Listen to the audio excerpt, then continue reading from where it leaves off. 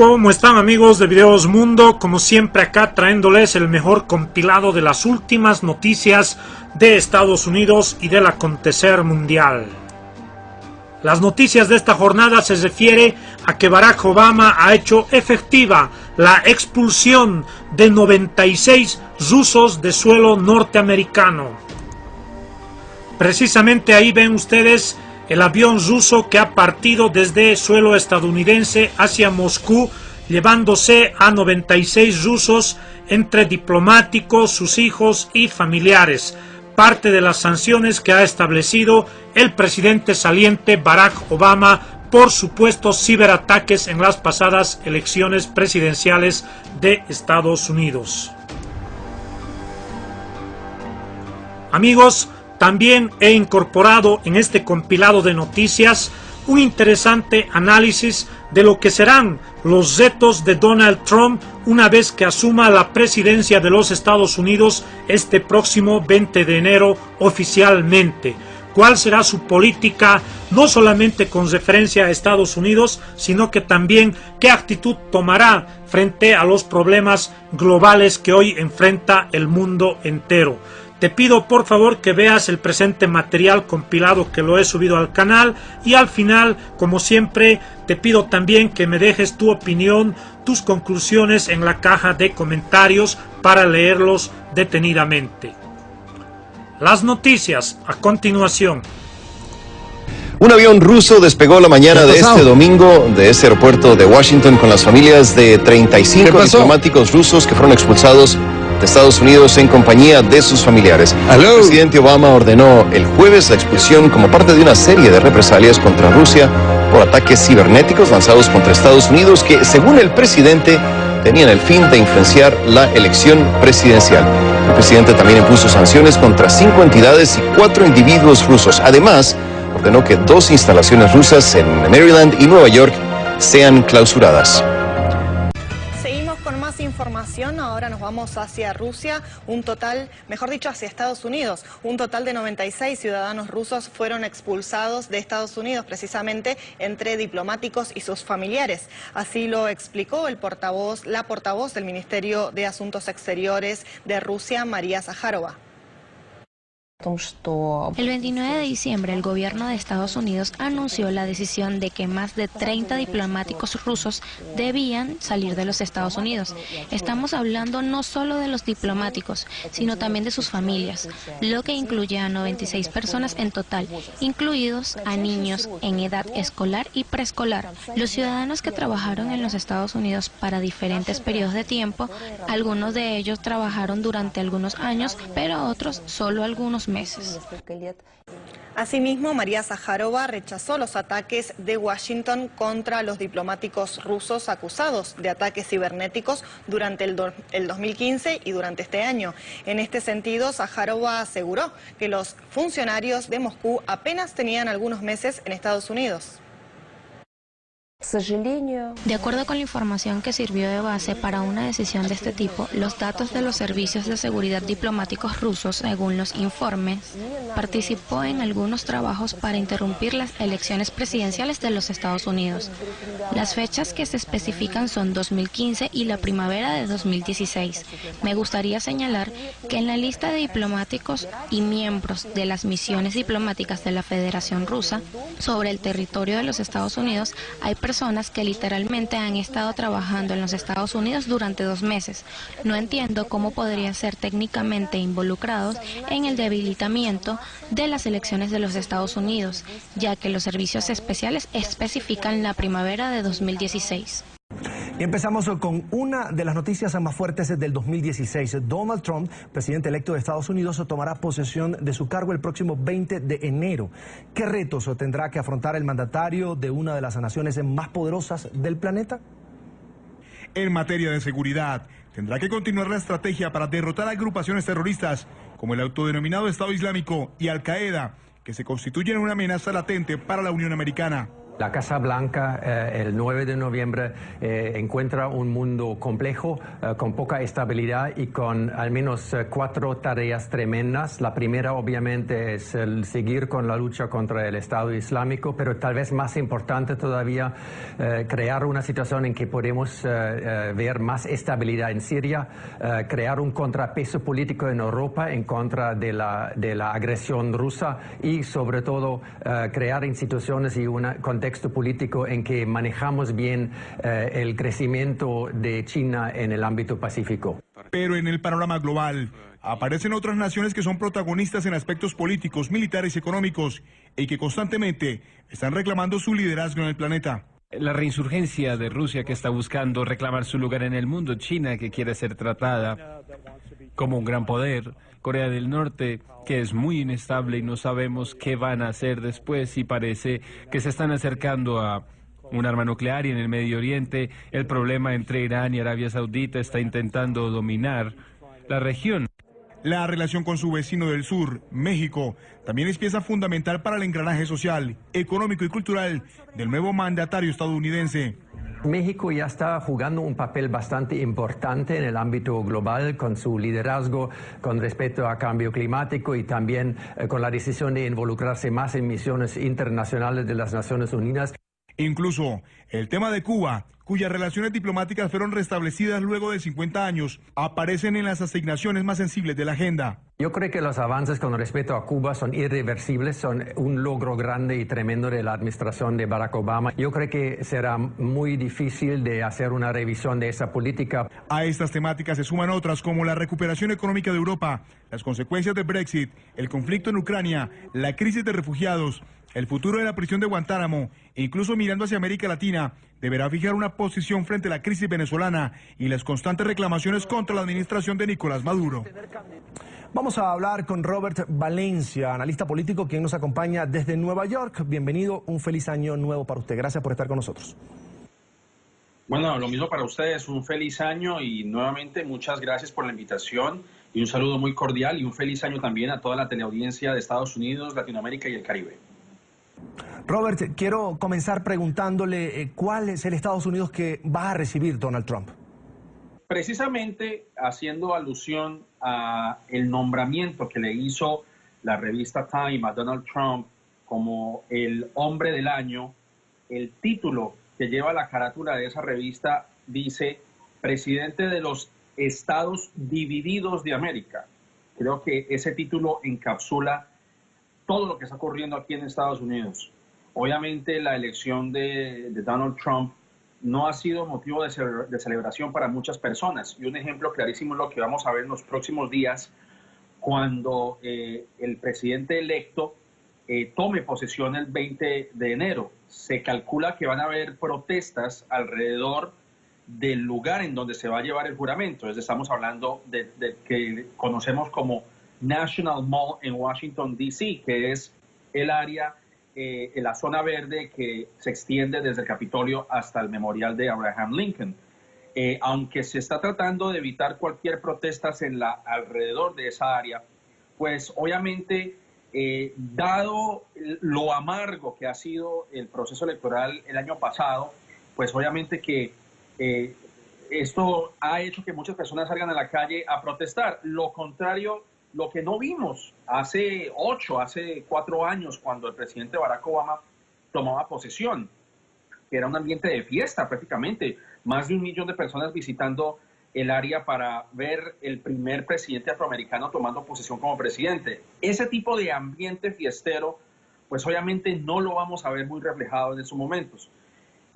Donald Trump recibe un país dividido, como lo indica precisamente la revista Time, y está aún más dividido con los recientes nombramientos que ha realizado. Uno de ellos, el más controversial en mi opinión, es Steve Bannon, que es parte de ese equipo de transición y que es considerado un nacionalista, un nazi prácticamente, una persona que tiene sentimientos antisemitas.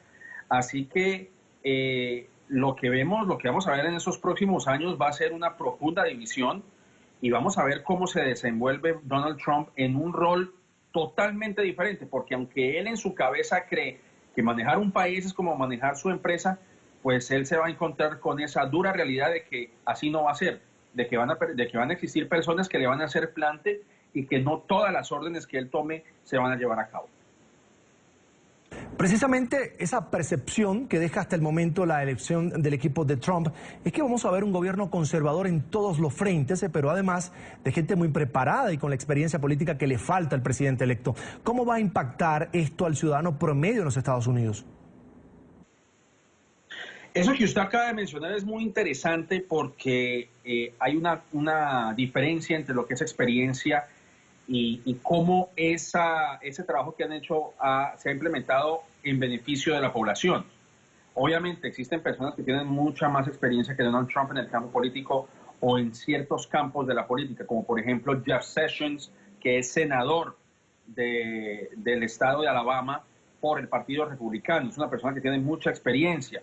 Está, por ejemplo, Betsy DeVos, que es la que podría llegar a ser, o la que ya llegó a ser, secretaria de Educación.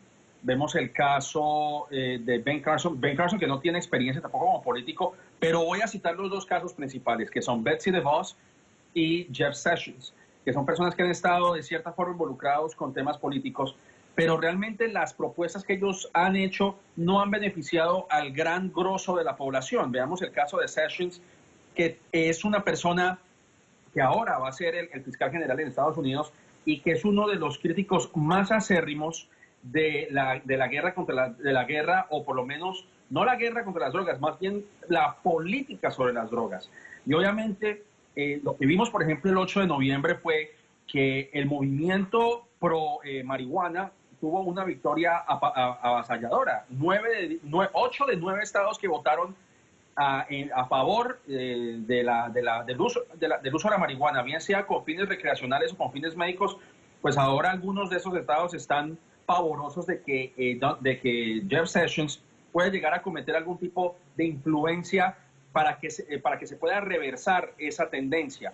Es decir, hay mucha expectativa al respecto. Vemos el caso de Betsy DeVos, que ahora va a ser la secretaria de Educación y que es una de las principales propulsoras de lo que se llama charter schools, es decir, son estas escuelas que son mitad privada, mitad pública, y que se ha comprobado que ese tipo de sistemas abre la brecha del desfavorecimiento de los estudiantes. Es decir, no todos los estudiantes se ven beneficiados con un sistema como ese.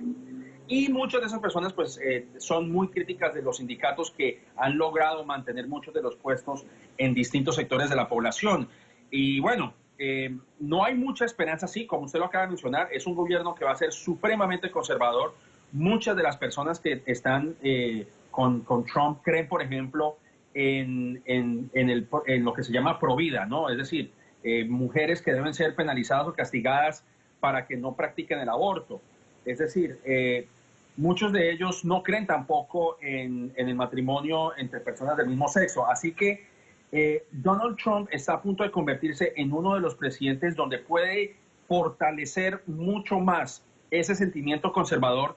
Y ahora, cuando van a haber jueces en la Corte Suprema que están a punto de retirarse, por lo menos 3 o 4 ya están por retirarse, así que tiene esta oportunidad de oro para cambiar para siempre, porque no solamente son sus 4 años o los 8 años en los cuales podría Donald Trump quedar como presidente, sino que va a sentar un precedente que puede cambiar la vida de los estadounidenses en todos los aspectos, tanto en el aspecto migratorio, como en el aspecto de salud, como en el aspecto ambiental, como el aspecto laboral, en fin. Va a afectar la vida de muchos estadounidenses, de eso pues obviamente no nos cabe duda. Ahora, ya que menciona la elección para la cartera de educación, quisiera preguntarle cómo se prevé que sea la actuación de Donald Trump frente a los créditos universitarios. En campaña lo escuchamos en un tono muy fuerte sobre la deuda estudiantil, sobre todo cuando Hillary Clinton pues flexibilizó su posición para intentar ganar el electorado que seguía a Bernie Sanders, que eran precisamente los jóvenes preocupados por este tema. Sí, lamentablemente yo creo que el tema de la educación va a ser un punto de contención bastante fuerte, indudablemente, porque algunos de los miembros del gabinete de Donald Trump, por ejemplo, no creen en liberalizar o poner programas gratis a algunos de los algunos de los programas que existen en las universidades. Ellos no creen que los programas deban ser gratis para todo el mundo. Pero obviamente existen personas que todavía están en el Congreso, como por ejemplo Bernie Sanders, como Elizabeth Warren, que es para muchos una de las mujeres líderes del movimiento progresista en Estados Unidos, que han abogado precisamente para que tanto los estudiantes aspirantes a la universidad no deban pagar enormes sumas de dinero, como también se está haciendo campaña para que se les perdonen la deuda a muchas personas que han incurrido en gastos, en préstamos, lamentablemente, para poder subsidiar sus estudios. Entonces, obviamente que con una administración como la de Donald Trump y vuelvo y enfatizo en ese punto, lamentablemente se está rodeando de personas que tienen una visión muy radical del país. Los movimientos civiles están preocupados porque la presidencia de Donald Trump pueda reversar muchos de los alcances que se han alcanzado durante la administración de Barack Obama, valga la redundancia. Y entre ellos, por ejemplo, está el caso de DACA, que es esta ley que le permite a los estudiantes que nacieron aquí en Estados Unidos de padres indocumentados poder subsidiar sus estudios. Y él, bueno, aunque ha moderado su tono, todavía existe una gran incertidumbre si DACA va a ser derogado. Así que, lamentablemente, en vez de mirar hacia adelante, en vez de utilizar los recursos humanos que tiene Estados Unidos como nación, de permitirle a esos estudiantes que ejerzan sus estudios, que puedan convertirse en los profesionales que tanto necesita Estados Unidos, particularmente en el campo de la ciencia, de la tecnología, de la matemática, de la ingeniería, pues simplemente quieren dedicarse a establecer leyes estrictas para que muchos de ellos sean deportados. Así que el tema de la educación obviamente que va a ser uno de los puntos más fuertes, un punto de contención tanto por el Partido Demócrata como por el Partido Republicano. Ahora, sobre el tema migratorio, ¿qué tanto puede hacer Donald Trump sin la ayuda de poderes como el legislativo, por ejemplo? Bueno, ese es un punto muy interesante porque obviamente muchos nos preocupamos porque Donald Trump va a ser un dictador o que simplemente va a prestar oídos sordos a lo que digan las otras ramas del poder, como vemos, por ejemplo, en muchos casos en los países latinoamericanos. Bueno, en Estados Unidos existe un sistema en inglés precisamente que se llama Checks and Balances o chequeo y balanceo. Bueno, eso más o menos sería la traducción literal de lo que eso significa. Checks and Balances es la limitación de los poderes o por lo menos la supervisión de una rama del poder hacia la otra. Es decir, los legisladores supervisan lo que propone el presidente, la rama judicial supervisa lo que sale de la parte legislativa o de la parte ejecutiva y así se forma como un círculo en el cual una rama supervisa a la otra. Obviamente hay poderes que tiene el presidente y que no requieren de la supervisión o de la aprobación de algunas de las ramas. Por ejemplo, el perdón a algunas personas, el perdón de no llevarlos a la cárcel o de imputárseles una pena de muerte, una cadena perpetua. Por ejemplo, lo de DACA es algo que lo puede hacer el presidente, bien sea derogarlo o no. Hay otras cosas que tiene que contar con la aprobación del Congreso, por ejemplo, como aprobar un sistema completo, un sistema integral de inmigración, que fue lo que se trató de hacer incluso durante la administración de Barack Obama, con la llamada pandilla de los 8, es decir, 4 republicanos y 4 demócratas, donde estos dos grupos trataron de buscarle una solución a la situación de los inmigrantes, de legalizarlos, de ponerlos en un sistema donde ellos podrían convertirse en ciudadanos, etcétera. Pero lamentablemente eso no se concretó. Entonces, el tema de migratorio, bueno, todavía, como le digo, queda en limbo realmente, no sabemos qué es lo que va a ocurrir. Existe mucha incertidumbre en Estados Unidos precisamente a raíz de una administración de Donald Trump, precisamente por el temor de que no sabemos qué va a ocurrir, no sabemos si se va a construir el muro, que es lo que a mi juicio es una ridiculez realmente, no sabemos si se va a implementar una base de datos donde se incluyan personas de origen musulmán, es decir, este tipo de regulaciones que son autoritarias, pues no sabemos si van a ser implementadas o simplemente fue parte de una demagogía. Todo está realmente servido sobre la mesa, no sabemos qué va a ocurrir. Robert, dos temas importantes, economía y salud. Al presidente Obama se le atribuye haber salvado a Estados Unidos de la crisis financiera de 2008, sin embargo, pues en campaña la economía fue tema principal de preocupación de los ciudadanos y Trump prometió utilizar su experiencia como empresario para hacer a América grande nuevamente. ¿Qué cambios sustanciales pueden venir por parte de Trump? Y además preguntarte si realmente hoy la economía está mal en Estados Unidos. Bueno, en cuanto al legado de economía, en cuanto a la política nacional y la política internacional, pues Donald Trump, que prometió hacer cambios enormes, pues yo creo que en la reunión que tuvo precisamente con el presidente Barack Obama se dio cuenta de la realidad, de que lo que prometió pues no se va a cumplir de la noche a la mañana. Por ejemplo, el caso del Obamacare, que aunque ha tenido cierta controversia, porque no todas las personas pueden adquirir seguros médicos que les sirvan para sus necesidades, pero hay elementos del Obamacare que quiere mantener, como por ejemplo el hecho de que las compañías de seguros deban de prestar servicio a aquellas personas que tienen condiciones preexistentes. El presidente Barack Obama también deja un desempleo del 5%, ha generado trabajos cada año, o cada mes, mejor dicho.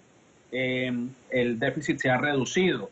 En fin, el estado de la economía en la actualidad no tiene ninguna comparación a lo que vimos hace 8 años, cuando el presidente Bush entregó a un país casi en ruinas, cuando ocurrió esta terrible recesión económica del 2008 que dejó desempleado a muchas personas y que él, a través de su programa como el acta de reestructuración y de reconstrucción, Cash for Clunkers, que era este tipo de trueque de carros viejos a carros nuevos, en fin, él propuso distintas medidas que beneficiaron al país. Ahora vamos a ver si Donald Trump logra capitalizar sobre este legado, y obviamente pues va a haber cambios y van a haber oposiciones porque los republicanos quieren mantener una línea más conservadora. Pero yo creo que si vamos a ver cuál es el Donald Trump que veremos en los próximos meses. Si es el Donald Trump, el empresario que sabe los beneficios que le puede traer las políticas que ha implementado el presidente Obama, como por ejemplo el haber abierto relaciones con Cuba en el sentido económico, donde las aerolíneas están beneficiando porque ahora pueden viajar a Cuba y están abriendo nuevas rutas. Si él decide mantener esa política, si él decide hacer algún cambio en los tratados de libre comercio con México, con China, los tratados de libre comercio en Latinoamérica, como por ejemplo el caso de Colombia, el de Chile, el de Perú, el de Panamá, en fin. Creo que en esos momentos yo creo que el presidente electo se va a dar cuenta de que tiene que ser tomado con mucha cautela, con mucho cuidado, analizar los pros y contras, y de ahí, a partir de ese momento, tomar una decisión. Ahora, con Trump en la Casa Blanca, ¿qué va a pasar con la política internacional y de seguridad de Estados Unidos? O, por ejemplo, ¿cómo su cercanía con Rusia podría alterar el panorama geopolítico en Medio Oriente? Lamentablemente, Donald Trump presenta un cuadro de incertidumbre para muchos de nosotros. Mire usted, por ejemplo, lo que hizo hace unas semanas cuando llamó al presidente de Taiwán, o el presidente de Taiwán llamó a Donald Trump para felicitarlo, y esto empezó a crear molestias, empezó a crear un malestar dentro de las relaciones entre Estados Unidos y China. En fin, vamos a ver, por ejemplo, si él pretende derogar lo que se ha alcanzado, por ejemplo, con los acuerdos nucleares que Estados Unidos alcanzó con Irán. Vuelvo y me remito al tema de Cuba, el tema de Cuba, en donde no sabemos si él decide ejercer más presión o tener un tono más conciliatorio con la isla. Y en el caso de Rusia, bueno, obviamente Vladimir Putin yo creo que fue el único que celebró el triunfo de Donald Trump, porque seguro lo va a ver como un idiota útil o como un títere, así como lo había indicado Hillary Clinton en uno de los debates. Pero obviamente todo es una incertidumbre. Hay que recordar que Donald Trump es un demagogo, es una persona que simplemente lanzó una cantidad de promesas que ahora no sabe si va a cumplir. Y un ejemplo clarísimo era cuando en uno de los debates dijo: voy a crear un equipo especial para enjuiciar a Hillary Clinton. Y mire usted que ella no corre ese riesgo, porque Donald Trump simplemente no va a hacerle un juicio a Hillary Clinton, él lo mismo lo había dicho. Entonces, obviamente que todas las promesas, todas las cosas que él ha dicho, pues no se sabe si va a cumplirlas. Pero el hecho de que un presidente electo las diga, obviamente que esto prende las alarmas en todo el mundo. Es una persona irascible, es una persona que va a Twitter a expresar sus quejas o su malestar o su incomodidad, en vez de tomar un tono más diplomático, que es lo que haría un político con mucha más experiencia. Es Robert Valencia, analista político internacional. Un placer haberlo tenido con nosotros. A ustedes, muchas gracias por la invitación y un feliz año nuevamente. El presidente de Estados Unidos, Barack Obama, que concluye su segundo mandato el próximo 20 de enero, envió un último mensaje en este 2016 a los ciudadanos de la Unión Americana.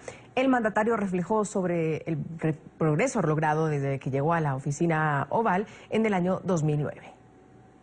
En un momento cuando volteamos la página en un año y miramos hacia el futuro, simplemente quería tomar un minuto para agradecerles por todo lo que han hecho para hacer que Estados Unidos sea más fuerte en los últimos 8 años. Hace 8 años, cuando yo me preparaba a llegar a la presidencia, la economía estaba al borde de la depresión. Cerca de 800,000 personas perdían su empleo cada mes.